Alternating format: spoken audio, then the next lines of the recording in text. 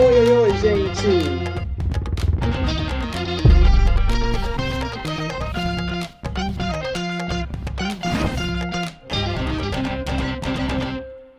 Sejam todos muito bem-vindos a mais um do nosso querido episódio aqui do nosso SingularCast.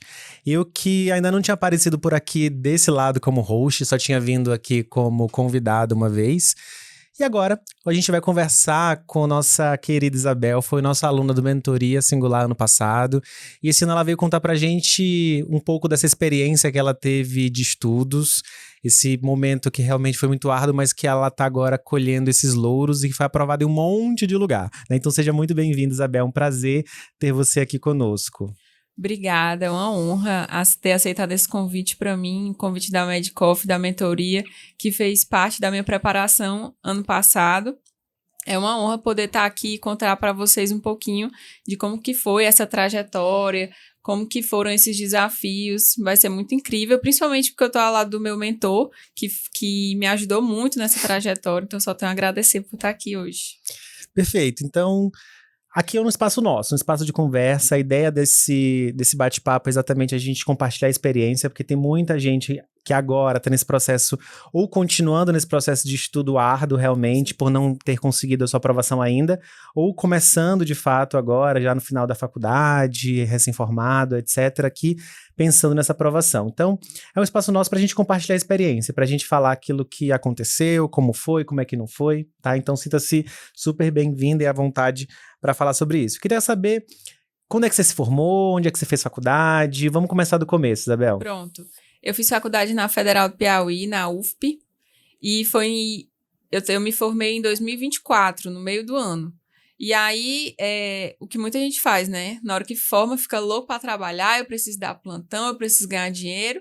E aí eu fiquei trabalhando, eu fiz o programa Mais Médicos desde agosto, eu recebi a notícia do Mais Médicos na minha missa de formatura, e aí eu fiquei trabalhando no Mais Médicos.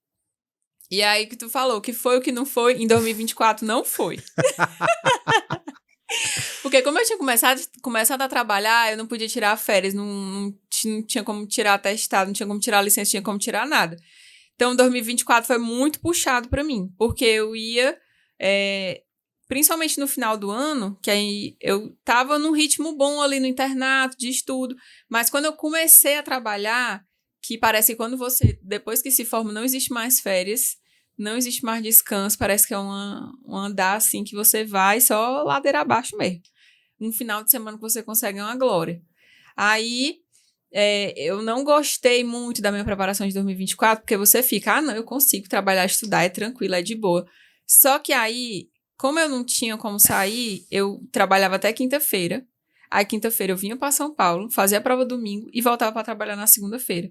Isso aí eu fiz acho que umas 4 vezes, porque tem aquele mês de provas. E eu não podia ficar o mês de prova. Eu tinha que ficar indo e voltando, indo e voltando, indo e voltando. Aí quando foi em 2025, que eu falei, não, já que eu vou escolher trabalhar de novo, porque eu gosto ainda demais do meu trabalho, falei, não, agora eu vou me organizar com a mentoria, vou me organizar com o Medcoff direitinho. E assim, vale muito a pena você ter alguém ali perto, do lado, explicando como é que é o caminho das pedras. E aí foi isso. Tá, então você traz exatamente uma coisa que a gente percebe muito, né? De fato, logo que a gente forma, a gente passa aí muito tempo, são 6 anos de faculdade, só estudando, fazendo estágio, etc., e não ganha um centavo. Não ganha. No máximo uma bolsa de iniciação científica, uma pesquisa, uma coisa de extensão, mas é muito pouco, de fato. E aí você se forma, começa a trabalhar, começa a entrar dinheiro, a gente começa a ter olho grande, começa a ter ali uns gastos que a gente não tinha antes e, de fato, ainda mais num programa que te tem uma determinação de carga horária e tudo mais, a gente fica realmente muito limitado. E uma coisa que a gente sempre conversa com os alunos da mentoria é exatamente sobre esse equilíbrio entre estudo e trabalho. Se a gente não tiver tudo muito bem alinhado, porque sim, é possível estudar e trabalhar, mas se a gente não tiver esse equilíbrio, a gente acaba gastando muita energia para um campo e pouco para outro, e a gente não consegue o que a gente mais quer aqui, que é passar na residência. Porque beleza, trabalhar no Mais Médicos, na UBS ou em qualquer outro tipo de trabalho, tem o seu valor, claro, é muito importante, é prazeroso, mas de um modo geral, a grande maioria das pessoas, de vocês que devem estar nos ouvindo por aqui, com certeza não é esse o objetivo de longo prazo. Com certeza. A gente quer fazer a nossa residência, a gente quer se especializar realmente. Mas me diz, então, você, né, veio comigo, a gente esteve junto aí ano passado durante esse processo. Só para vocês entenderem como foi a cena, quando a Isabel chegou no primeiro encontro, ela estava com uma cara de, assim, de um ódio, vocês não têm ideia. Primeiro encontro comigo, assim, na hora que a gente tava, assim, se conhecendo, no final da tarde, numa segunda-feira, me lembro muito bem, ela estava assim, pelo amor de Deus, o que é que eu tô fazendo aqui? E era mais um ano que ela tem que se preparar, porque ela não falou aqui, mas em 2023, antes dela se formar, ela chegou a passar na residência, para a especialidade que ela queria, que ela quer, que foi que ela passou em neurologia. Mas como ela não tinha formado, não era o lugar que ela queria mais, ela acabou não assumindo a vaga, né? Enfim, não conseguiria até por conta da faculdade mesmo. Então, em 2024, a princípio, que é o ano que ela se formou, ela estudaria mais um ano, então era quase aquele sentimento de que minha vaga tá garantida. Ah, já passei antes de formar, então mais um ano estudando vou conseguir. Mas aí não veio, né? Se atropelou exatamente o que ela tava falando. Então todas as portas foram batidas na cara dela. Então ela chega em 2025 exausta. Porque ela não passou à toa em 2023, né? Ela estudou o ano de 2023, estudou 2024, então foram 2 anos aí minimamente estudando, muito cansativos. Então ela chegou assim em 2025, que foi o ano que ela esteve conosco, morta, com ódio no coração. Como é que foi ter que entender que realmente era importante recomeçar, não é nem recomeçar, né? Mas dar continuidade a esse processo. Pronto. É bem o que tu falou mesmo. No nosso primeiro encontro, eu acho que ele me odiou, porque assim... na verdade, a minha irmã fez mentoria também, que ela passou para dermatologia na UFP agora. E aí ela disse assim, não, eu gostei da mentoria, e aí eu queria que tu fizesse e tal, é legal. Aí ai, que saco, vou fazer então. Aí, no primeiro encontro com o Gelson, eu lembro que eu tava no final do dia, assim, já tinha atendido um bocado de gente, aí ele, e aí, tudo bem? Vamos começar a sua preparação. Aí eu, gente, que saco, eu não quero estar aqui. Não, e o médico me aturou nesses momentos várias vezes. Eu lembro que na segunda fase, que eu tava aqui fazendo a segunda fase, a prova prática da Unifesp, eu tava de saco cheio, tava com a cara muito fechada, porque eu não tinha tido Natal nem Ano Novo, tava com a cara muito fechada. E aí a Renata vinha, e aí galera, vamos pro Somebody Love. Eu ficava assim, gente, alguém me tira daqui. Depois eu ia conversar com ela e tal, ela me perguntava, ela me ajudou muito também, aí eu só, e assim. Aí uma coisa que tu falou também, que acho que é muito importante pra galera, é, quando você tá trabalhando, a principal dica pra você conciliar estudo com trabalho, uma das principais, né, não aumentar o padrão de vida. Não aumente seu padrão de vida, porque depois você vai ter que tancar com o que você tá gastando. Então, o que é que eu botei? Eu botei que os meus gastos, claro que a preparação para residência, questão de Airbnb, passagem para São Paulo e pipipi, popopó, é muito caro. Então, eu coloquei isso nos meus gastos e falei, não, os meus gastos de 2025 vão ser só para isso daqui. Então, é claro que eu coloquei ali uma psicólogo que a gente tem que ter, né, com certeza. Coloquei academia, coloquei funcional, coloquei, assim, todas as coisas que me ajudassem a o que eu queria, mas eu não coloquei nada supérfluo, não coloquei viagem, não coloquei carro, não comprei quase nada. Quando eu tava no interior, era raiz mesmo, minha janta era pão com queijo, pão com carne, algum docinho que eu ganhava dos pacientes, era isso. Então, eu não gastava com absolutamente nada. Aqui, a geladeira do Mad Coffee é cheia de Red Bull, não tomava Red Bull, meu dinheiro só dava pro café. Pô, vai, agora eu vou pro energético. Não, era cafezinho preto, básico, misto, e era isso.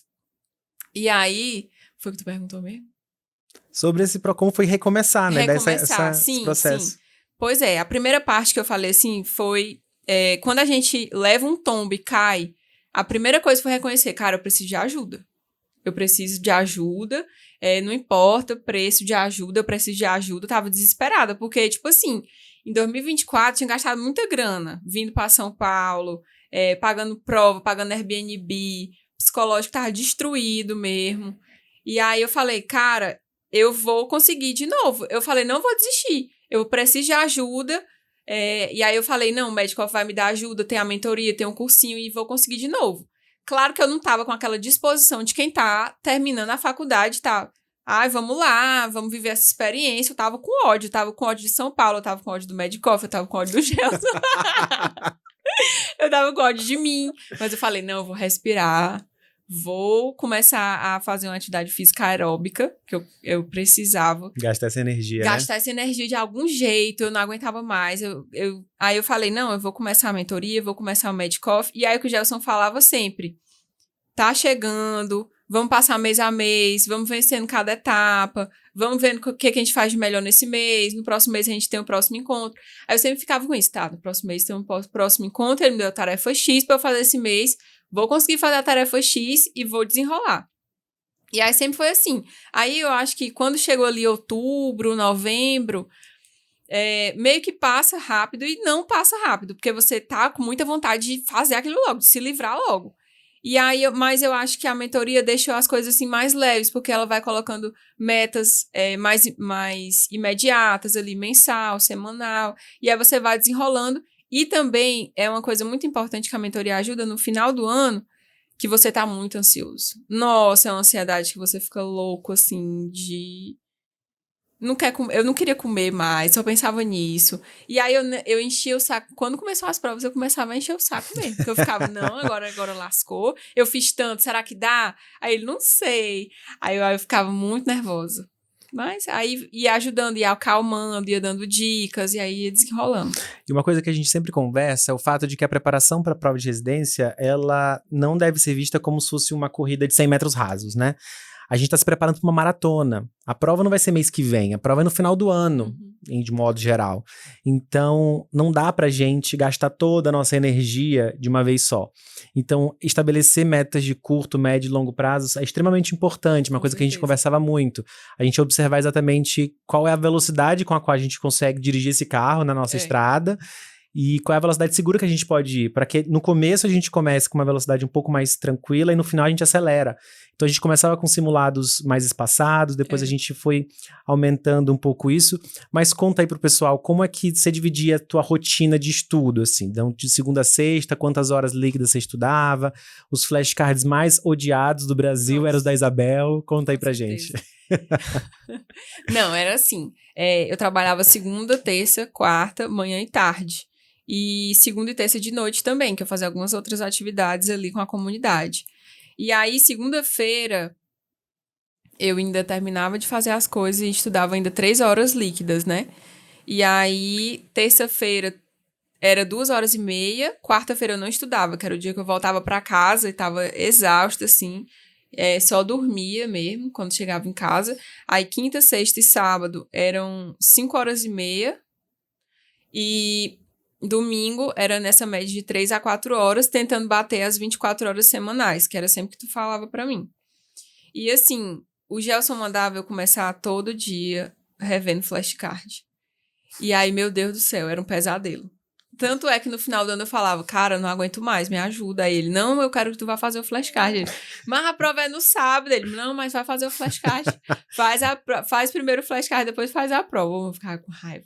Ele, não, faz só 1h30. Aí começava a juntar um monte de flashcard.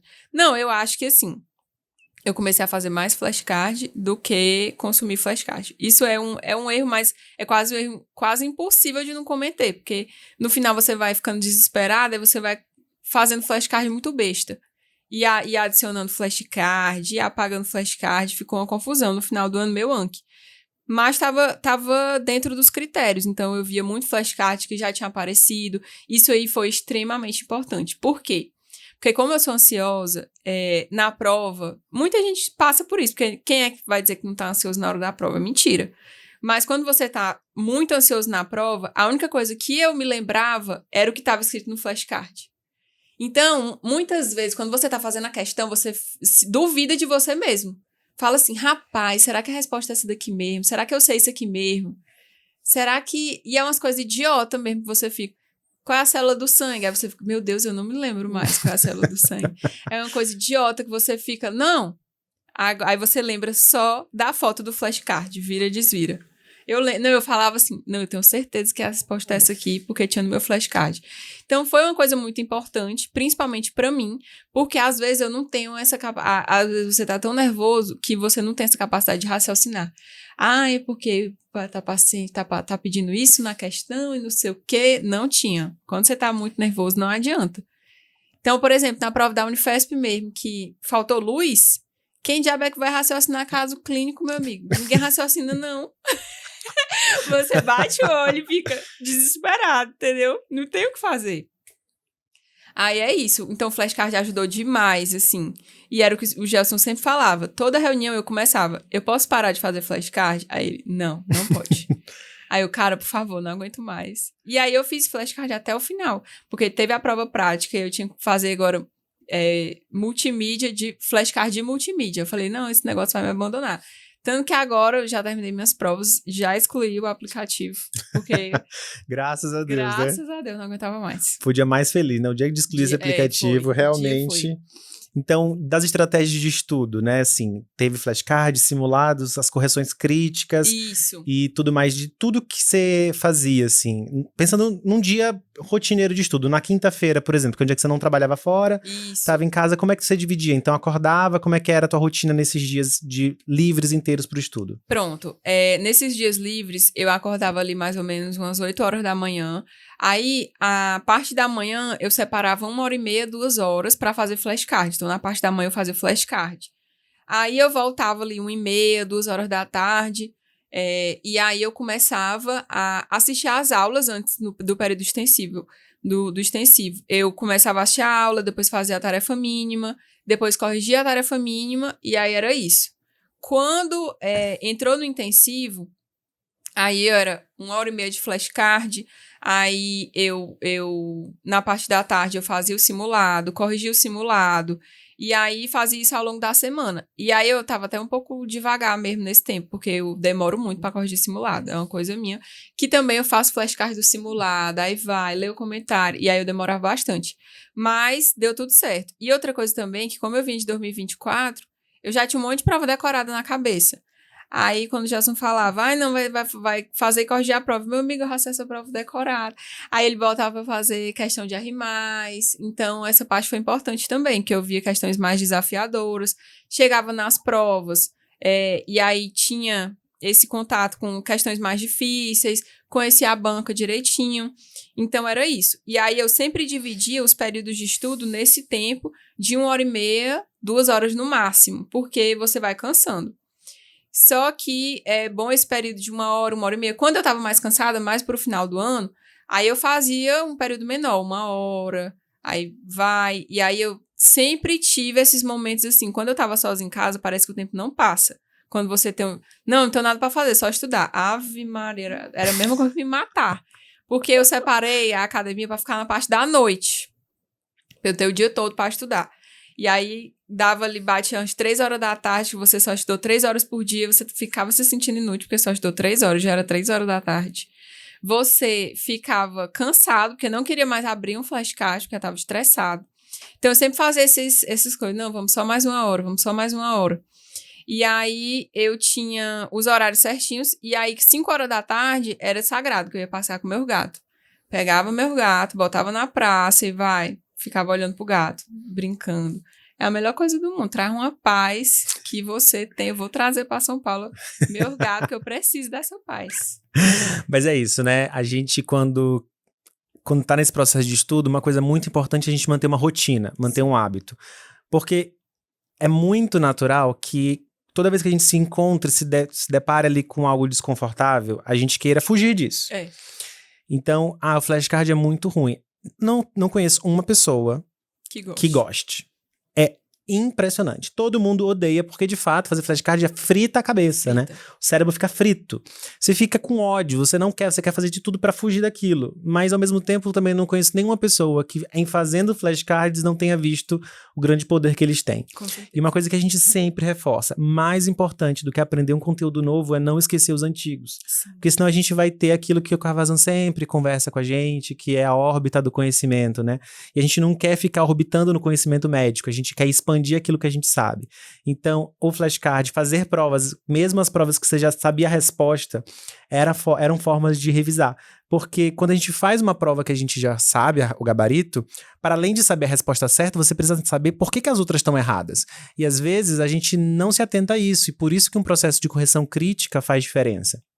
Então, estabelecer essa rotina, e aí durante a mentoria a gente vê quais são as maiores dificuldades, os melhores turnos de estudo e fazer essas adaptações, realmente se mostra muito bom.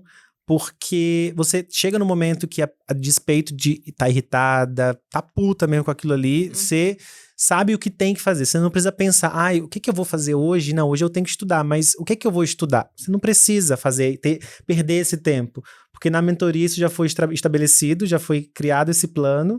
E aí você acorda, toma um café, faz o flashcard, depois respira, depois vai ver o Coffee Express, vai fazer tarefa mínima, se necessário, ver uma aula de aprofundamento. Seguir a metodologia ali que foi estabelecida e direcionada de acordo com as tuas necessidades. Mas ao longo desse processo de estudo, desse ano todo, teve algo que você fez e que no meio do caminho percebeu que não estava mais valendo a pena e que parou de fazer?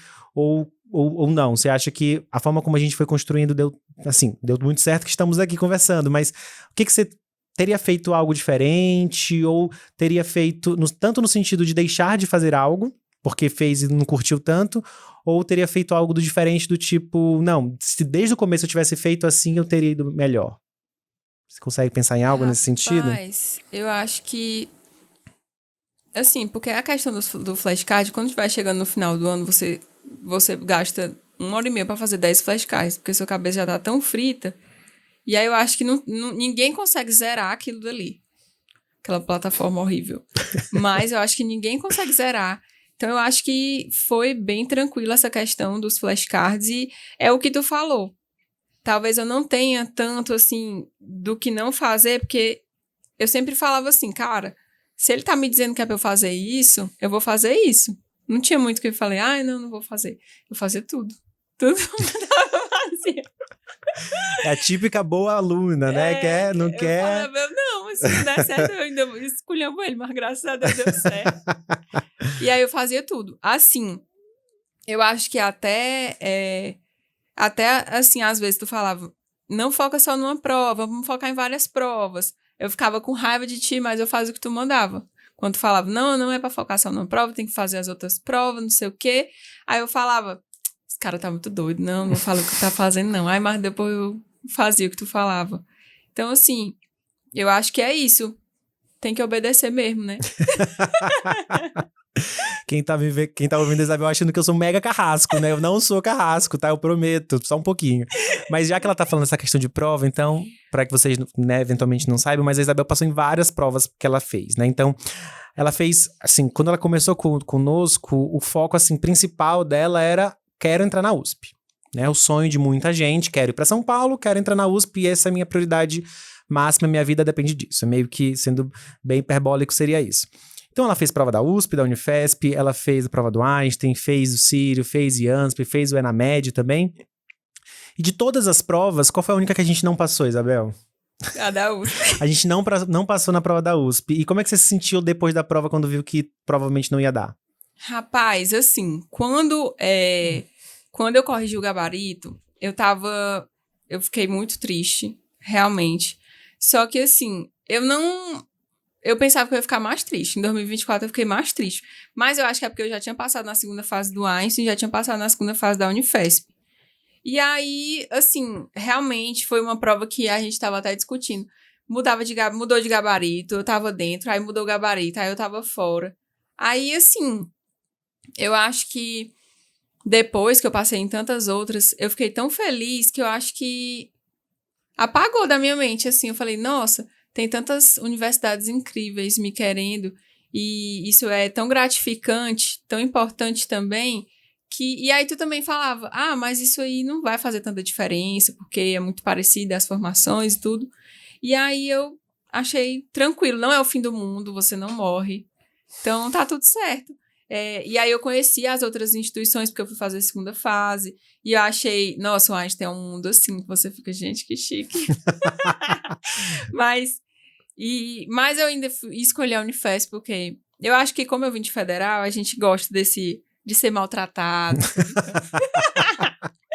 Tô brincando. Mas, assim, foi incrível, uma experiência incrível também. Todos os outros hospitais me receberem. Então, parecia que era só mais uma prova. Claro que a prova foi extremamente cansativa. Eu acho que eu tava exausta naquela prova.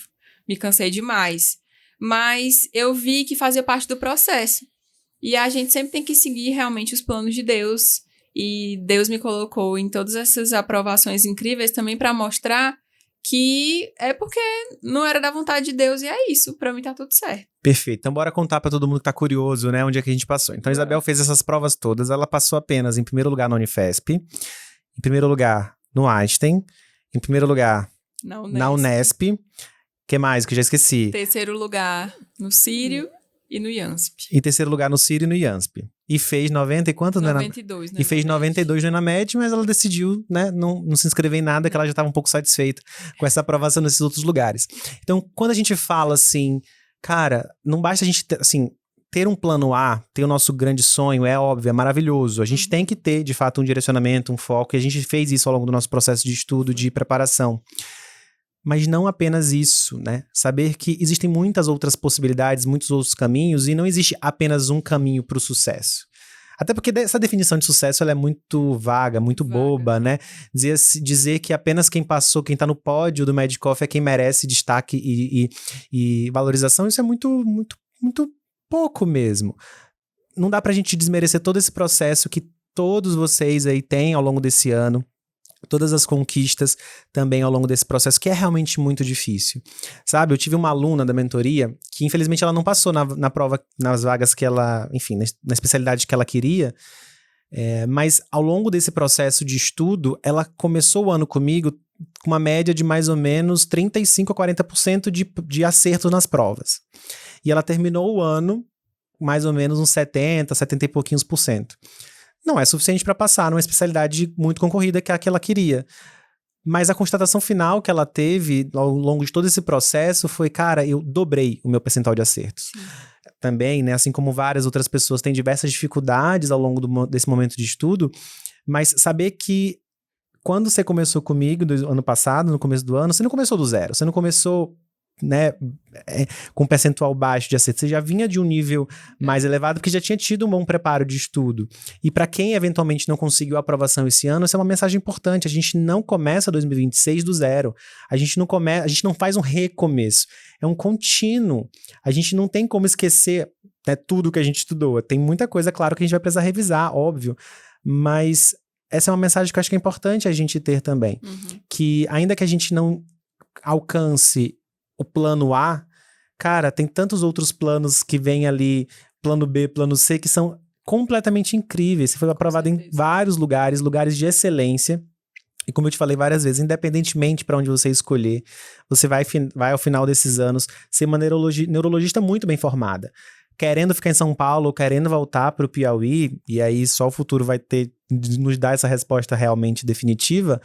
O teu processo de formação ele foi incrível, independentemente se você ficou na USP ou não, né? Existem tantas outras faculdades, mesmo fora de São Paulo, né? Que estão mesmo em outros grandes centros, em outros hospitais.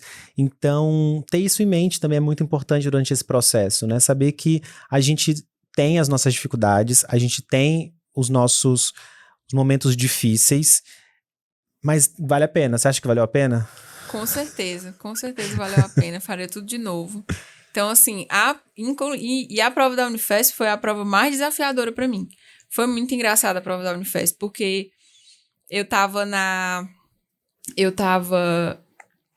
todo mundo foi pro mesmo prédio, que tinha 8.000 pessoas nesse prédio. Bem tranquilo, né? Bem tranquilo. Aí eu tava no Uber, né? E aqui em São Paulo, o Uber 1 quilômetro é 15 minutos. E aí passava o tempo e o carro não andava. Aí eu respirei fundo e falei assim, não, moça, eu vou descer. Aí eu desci do carro, eu corri 1 quilômetro, eu não andei, eu corri em 7 minutos. Olha esse pace. Eu cheguei na porta de prova assim, respirando fundo. E aí chegava, tinha um monte de gente correndo do meu lado, aí teve gente que chegou do meu lado, vomitou do meu lado, aquele cheiro de almoço. E aí eu chegava na sala cheia de ventilador. Só que nesse dia eu tava de boa, eu não me estressei com nada. Eu cheguei, não tinha saco pra colocar o celular. Eu, não, tranquilo, deixa aí, fica contigo então. Aí depois chegava o saco, foi uma prova que faltou luz. Então, o Gelson até falava, treina tempo, treina não sei o quê, mas ninguém treina isso.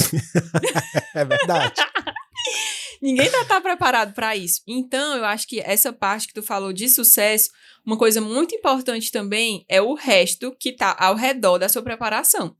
Então, eu tive acompanhamento psicológico, tem o Geanda aqui da mentoria, mas tem o meu psicólogo, que é o Dr. Tiago, beijo pra ele, que ficava, se você não passar vai ser o fim do mundo, você vai morrer? Não, vai continuar a vida normal, vai do jeito que tá. Minha família, minha mãe, minha irmã, que me apoiaram demais. O meu noivo, que mora aqui em São Paulo, então, de forma ou de outra, quando eu vinha fazer as provas, também ficava feliz, porque ele estava perto de mim, me ajudava ali, se precisasse pegar um metrô, uma coisa. Então, foi ótimo, assim, ter a rede de apoio também. A atividade física também tinha que ter, porque, assim, tem gente que não faz nesse ano de preparação. Eu acho que se eu não tivesse feito, eu ficava louca. Porque eu tinha que fazer, inclusive, no mês que eu vim pra cá, eu paguei a academia porque eu tinha que fazer. Eu vinha, estudava o dia todo aqui no Medicoff, e aí saía daqui, ia pra academia, voltava, e estudava o resto do dia no Medicoff, ia pra missa do Padre Marcelo Rossi no dia de quinta-feira. Pedi pelo amor de Deus, entendeu? Todas as quinta-feiras que eu tava aqui, eu ia na missa do padre. Aí eu falava, não, agora vai. Sai até no vídeo. Mas é isso, né? Quando a gente... É bem um clichêzão, né? Mas é isso, a saúde, ela é um composto, né? De bem-estar físico, mental e espiritual. As coisas se alinham, assim. Diferentemente de ti, Isabel, quando eu fazia a prova, era um momento em que parece que o mundo sumia. Toda a ansiedade que eu tinha até começar a prova sumia completamente. Então chegava, exatamente, quando eu fui fazer uma das provas na minha época, foi a prova do Sul e São Paulo, e foi no mesmo lugar que foi a prova da Unifesp, que é aquela loucura, aquele trânsito. E a mesma coisa, eu fui correndo até a prova desesperado, com medo de não passar, porque ela veio do Piauí e não ia perder o lugar, né, na prova dela. E eu tava rindo do Maranhão, que é do ladinho também dela ali, não ia poder perder essa vaga, pelo amor de Deus, né, não ia perder essa prova. Então aquele desespero, porque é isso, pra gente que não tá acostumado aqui com São Paulo, 15 minutos pra 1 quilômetro, você fica assim, não é possível. Eu corro fácil. Não tem condição. Então, mas quando eu chegava na hora da prova, quando começava a prova pra mim, eu esquecia o mundo, né. Mas com certeza, na prova da Unifesp no meu ano também teve a mesma coisa.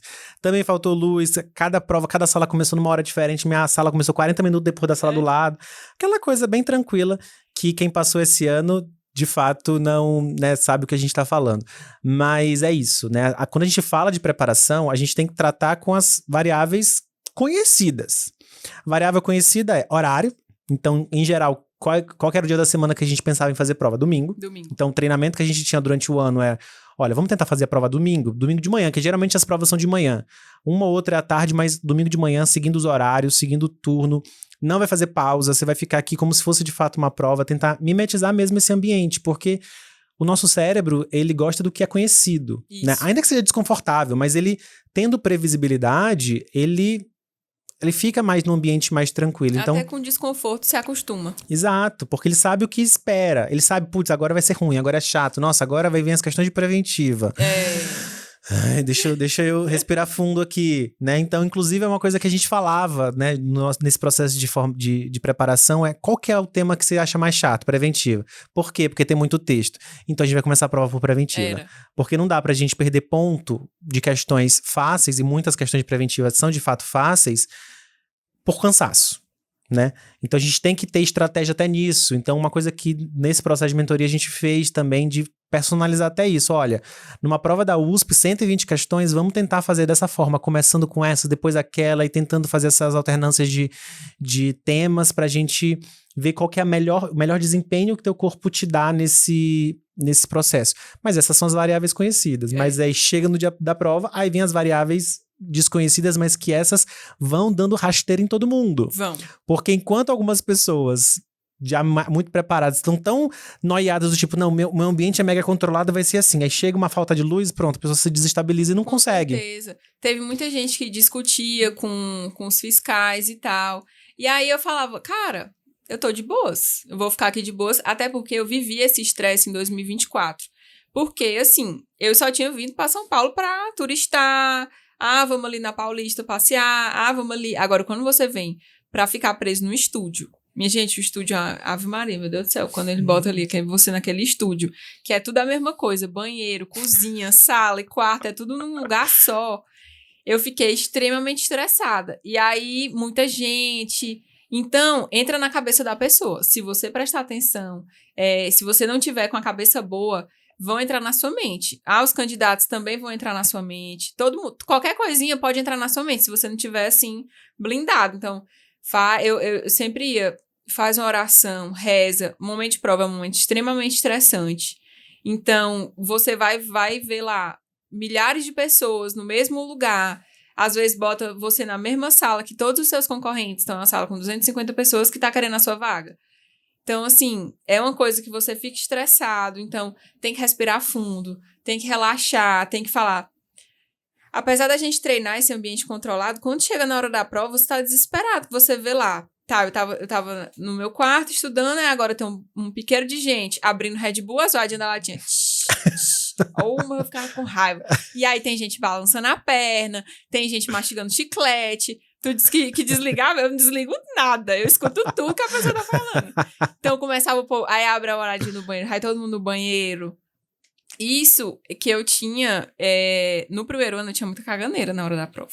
Então eu esperava a hora do banheiro pra ir no banheiro, voltava e tinha que ir correndo. Pra não perder tempo de prova, né? Pra não perder tempo de prova, era muita humilhação. Só que aí nesse ano eu falei, não, agora eu vou me acalmar, vai dar tudo certo, tô de boas, entendeu? Então vai dar tudo certo. Então a gente tem que ir muito com essa cabeça, porque eu acho que quase 30% é cabeça. Você tem que estar ali curtindo. Vamos dar um tapa na cara? Tá ótimo, tá tranquilo, tô de boas. Obrigada por esse tapa na cara que você me deu. Vamos seguir para a próxima. Então, era muito isso. E também, nesse período de prova, você tá muito incerto, porque você sabe quanto você tirou, mas tem questão de anulação, tem questão de... Você não sabe quantos os seus concorrentes tiraram. Então, fica tudo ainda mais estressante, sendo que tem outra prova no domingo, provavelmente. Então, você tem que respirar fundo e voltar. Não, agora vamos, cérebro, voltar para aquele ambiente controlado. Então, eu sempre gostava de imaginar como se eu estivesse em casa treinando. Então, na hora de fazer a prova, apesar de todos esses barulhos, todas essas coisas, eu sempre, a cada 10 questões, respirava fundo, aí contava até 6, voltava, e aí recalculava de novo, lia a questão de novo para ver como é que tava e tal. E eu também levava óleo essencial. Então, quando eu tava muito estressada, eu cheirava óleo essencial. Mas não adiantava de nada, é só placebo mesmo, né? E também eu levava um monte de remédio. Levava Vonal, dipirona, propanolol, usei. E eu perguntava pra ti, gel sem propanolol serve? Tu, sei lá se serve. Eu tomava, vai se dar certo. Um remédio que o ChatGPT me receitou também. A médica receitou no ChatGPT. Eu tava desesperado. É isso. Quando a gente chega no nível de excelência no estudo, né? E a Isabel, ao longo do nosso processo, né, de acompanhamento, foi vendo que ela chegava num ponto de percentual de acerto em que, assim... Falta agora ser, assim, aquelas últimas questões pra você gabaritar uma prova, que de fato agora é a sorte do dia, né? Pra ver se vai cair ou não aquela questão. Então chega no momento em que a gente precisa começar a apelar pra outras coisas, né? Então, uma cromoterapia, botar um óleo essencial, são coisas que, o quê? Fazem diferença? Não. Não. Mas vai fazer mal? Também não, né? Então a gente tem que se apegar a algumas coisas. Enganar, é isso, porque o efeito placebo ele existe pra alguma coisa, que é pelo menos pra gente trazer uma calmaria de algum sentido, né? Então, se a gente já chegou no nível ali de percentual de acertos que a gente já tá assim, cara, agora realmente é torcer pra cair o detalhe que eu sei. Porque a grande quantidade de temas que eu preciso revisar, eu já sei, já não erro mais essas questões, né? Então, isso foi se apresentando. E teve alguma questão das provas que você fez, foi assim, uma questão tão absurda que você errou e pensou, não é possível que eu errei isso, que assim, eu não aguento mais ver flashcard disso e errei na prova? Não, eu acho que foi na prova da Unesp que eu errei uma questão de colecistite. Gente, não é possível. Colecistite tem 5 anos que eu estudo essa merda. Colecistite e diverticulite. Acho que caiu uma no ENAMED e uma na Unesp. Aí eu falei, que ódio, né? Que eu tô 5 anos estudando essa merda aqui e vão colocar esse negócio aqui. Aí eu errava, assim. Mas bola pra frente. Eu errava, ficava puta comigo mesmo, que é a pior sensação que tem. E aí o Gelson perguntava, como é que foi a prova? Eu, não vou falar não, porque eu errei essa questão, veio a besta, deve ter ido mal. Porque a primeira coisa que eu fazia quando saía da prova era pesquisar no Google as que eu tinha dúvida. Então, antes de sair o gabarito, eu já via as que eu tinha errado, pesquisando no Google, já ficava puta de ódio. E aí eu ficava, nossa, que droga. Aí eu ia de novo pro flashcard. Foi que eu errei, né? Eu abri o flashcard, vou ver o que é que tem nesse flashcard de novo, pra eu decorar ele de novo, porque é que não tá dando certo. Aí dava tempo, porque as provas começam em outubro. E aí é uma experiência que você vai vivendo até... Só terminei em final de janeiro. Então, você vai vivendo. E teve algum tema que você falou assim, cara, esse tema aqui, olha, se cair eu vou errar com gosto. E caiu ou não? Com certeza. o laceração perineal na prova prática da Unifesp. Nossa. Porque lá, a Unifesp parece que você tá no corredor do Round 6, né? Primeiro que eles botam uma luz verde e uma vermelha. Aí eu entrei na prova, aí tinha uma laceração perineal. Tudo bem, a classificação e tal, eu classifiquei, aí a mulher falou assim, escolha o fio e a tesoura. Aí deu tela preta, assim, a minha tela preta, assim, eita, moça, agora bem aí. Aí a mulher olhava assim pra mim, aí eu comecei a ler os fios, assim, fui escolhendo, não vou deixar me abater, é uma situação de extremamente estressante. Mas assim, parece que você vai cair no chão, assim, e desmaiar, mas você segue, vai seguindo o baile e tal. E aí eu fui escolhendo o fio, fui escolhendo, e a mulher, tá, e agora como é que você faz essa sutura? Eu, eita, minha filha, agora bem aí. Aí eu fui lá, né, desenrolando, que a Renata falava, né, vamos somebody love. Eu, tá, mas tá bom. Aí eu ficava, não, vamos fazer aqui e tal, eu olhava assim pra ela. Aí eu ia, né, e aí tinha as outras estações, e isso era muito importante, não deixar você abalar.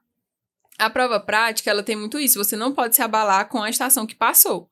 E nem com as provas que passaram. Então, eu fiz a prova da Unifesp depois da prova prática do Einstein. E lá eram atores. Então, eu fiquei extremamente traumatizada, porque eu nunca tinha tido paciente daquele jeito. O paciente não olhava pra mim, não conversava direito.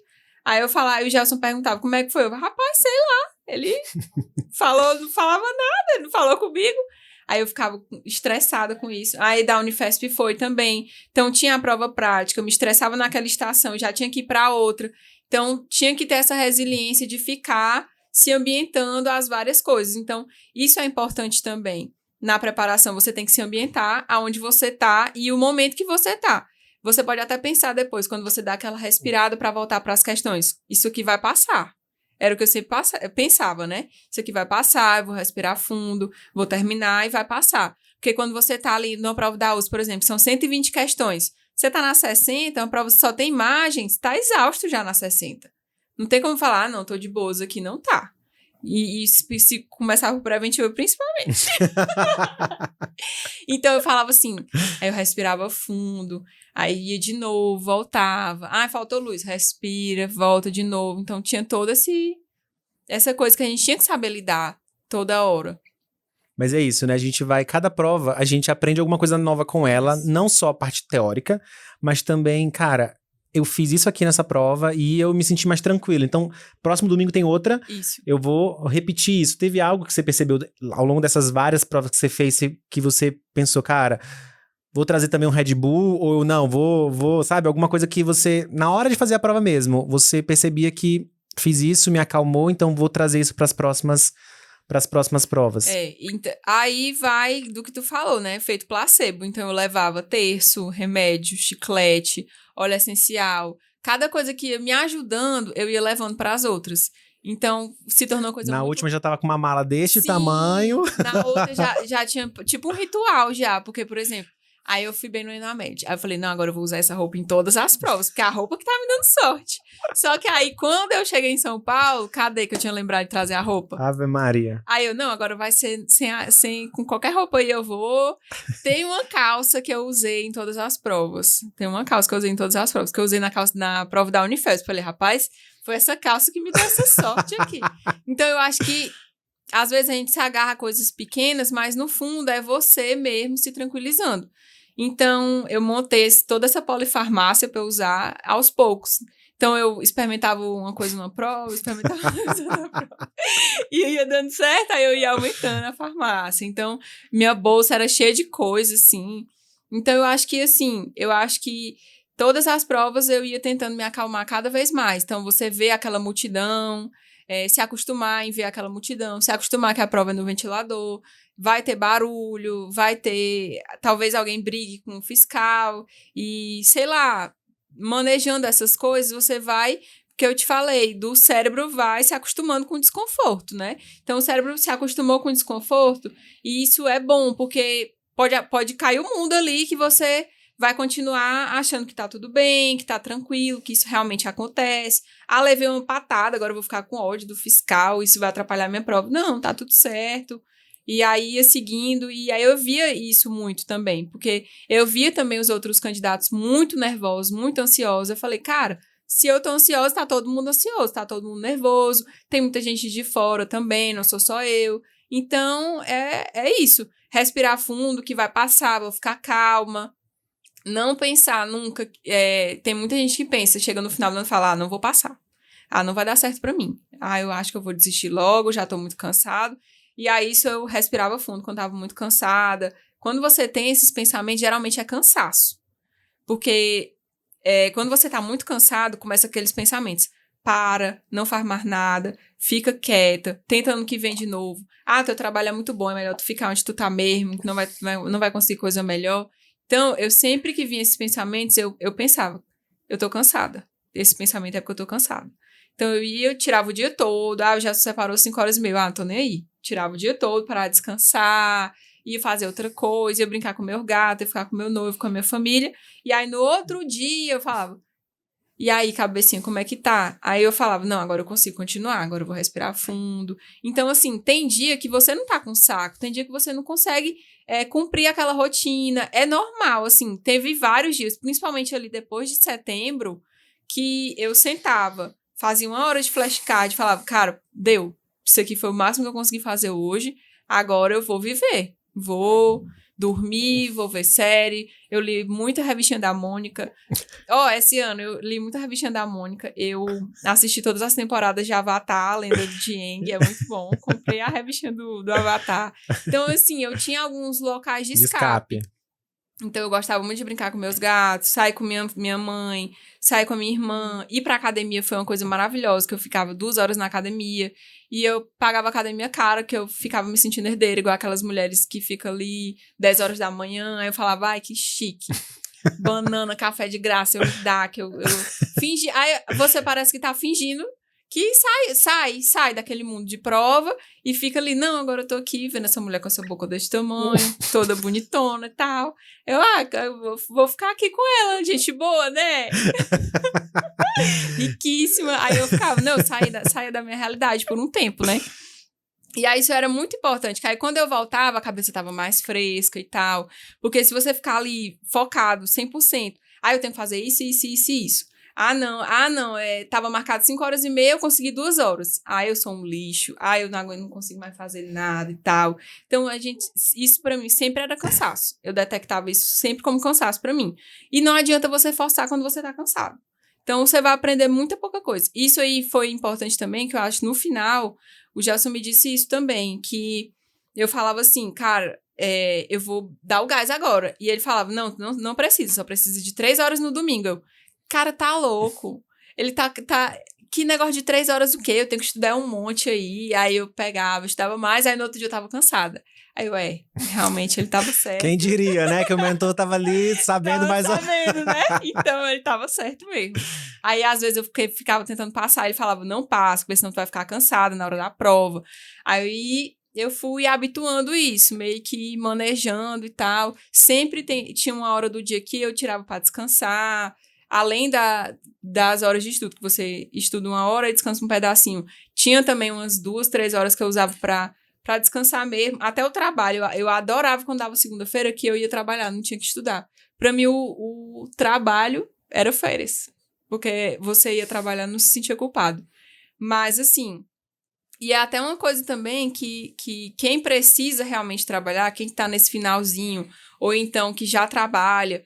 que é muito importante você não desistir. Eu sei que para muita gente é muito importante o dinheiro do trabalho, porque para mim foi, porque essa preparação é cara, e também você quer trabalhar, quer ter sua independência também, então para mim foi muito importante, só que você vê um monte de gente que não trabalha e você fica, cara, eles estão na minha frente, porque eles só estão estudando, não estão trabalhando? Será que eu desisto? Eu sempre pensava isso. Será que eu saio do trabalho?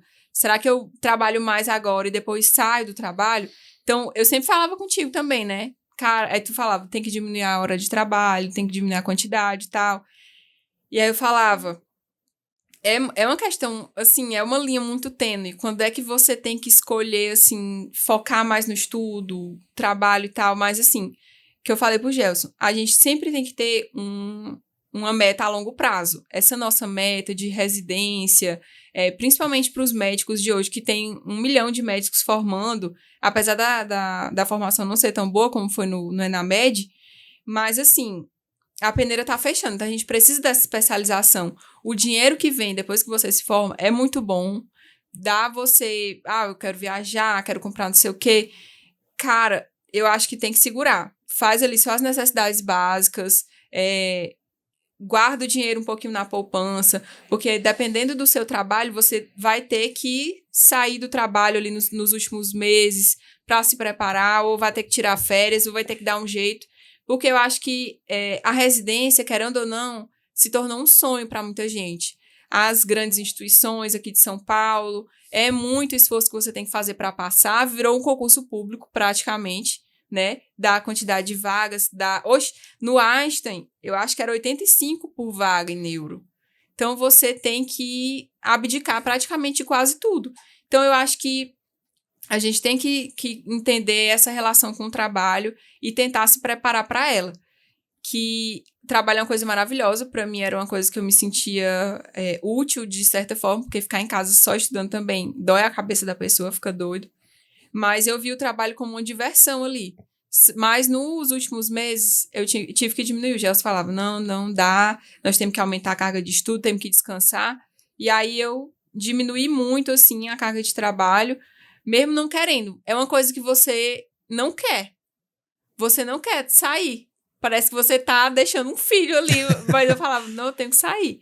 E é o que eu sempre falava, que foi minha despedida do trabalho semana passada, e eu até falei assim, você sente falta daquilo, que você nem queria, você tá indo ver o seu maior sonho, viver o seu maior sonho, mas você tá ali no seu trabalho sentindo falta. E aí foi uma frase que eu li que é assim, o passado sempre vai negociar para que você fique nele. E você tem que dizer não. E aí eu sempre entendia isso e falava, não, agora eu vou viver o meu futuro, agora eu tô construindo o meu futuro. Então eu sempre parava e falava assim, tá, tô cansada, tô trabalhando, tô em outra cidade, que não era minha cidade, mas eu tenho que ir pro meu futuro. E aí o passado vai negociar e eu falava, não, eu vou pro meu futuro. E aí sempre é assim. Muito bom. E é isso mesmo, né? A gente ter essa noção de como o nosso corpo funciona, de ouvir essas vozes, esses pensamentos intrusivos e direcionar para saber exatamente de onde é que está vindo esse pensamento, saber qual ouvir e qual não ouvir, e saber o que é cansaço, o que faz sentido, o que não faz. E essa frase que você falou, eu acho que a gente poderia realmente focar muito nela, porque quando chega nesse momento, realmente, a gente fica, caramba, olha tudo que eu vou... Agora, né, me dediquei muito, vou largar tudo isso agora pro meu futuro, como é que vai ser minha vida, porque a gente não sabe como vai ser a partir de 1º de março, esperamos que coisas muito boas certamente virão, mas acho que isso que a Isabel traz pra gente são muitas lições, né? Ela compartilhou muito aí desde o começo desse processo de forma de preparação, que foi muito desafiador, com muito trabalho, estudo, as portas na cara que vieram, mais um ano de muita intensidade nos sentimentos, do cansaço, raiva, frustração, e a gente continua, né, continuou tudo isso com afinco e concluímos o ano com várias aprovações. Então, não deixe seu passado negociar com você, foque no seu futuro realmente. Eu acho que essa mensagem final é muito boa. Então, queria te agradecer, Isabel, por ter compartilhado um pouco conosco da sua trajetória, da tua experiência. Eu acho que tem muita coisa para acrescentar. Porque é isso, né? Manter, mesmo com todos esses desconfortos ao longo do ano, toda a agonia, o aperreio que dá ao longo desse ano todo, a gente ainda assim tem momento para respirar, contar até 6, como você falou, e no final das contas a gente ter essa aprovação. Então, muito obrigado por ter cedido esse tempo para conversar conosco. Muito obrigado para você também que está aí nos ouvindo, nos assistindo. E segue conosco, né? Que a gente tem vários outros episódios aqui do Singularcast. Então, muito obrigado por estarem conosco até agora, tá bom? Um abraço, pessoal. Tchau. Oi, gente.